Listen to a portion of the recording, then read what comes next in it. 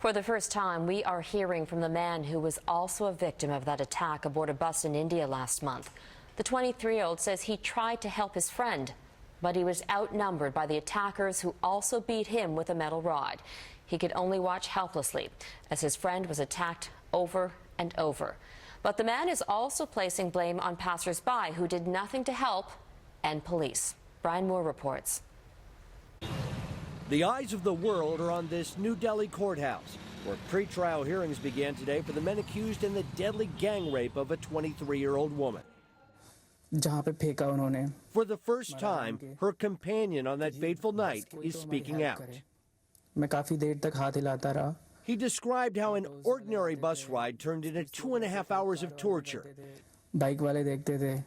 They were savagely beaten with an iron rod, he says. A half-dozen men took turns assaulting the woman before they were thrown out of the bus, naked and bleeding.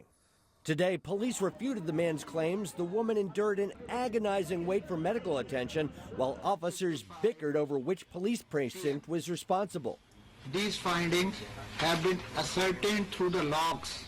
A top political leader is demanding answers.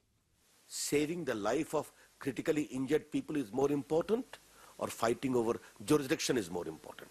The woman died of massive internal injuries, but her case has given life to a movement in a country where women say they've been denied justice too long.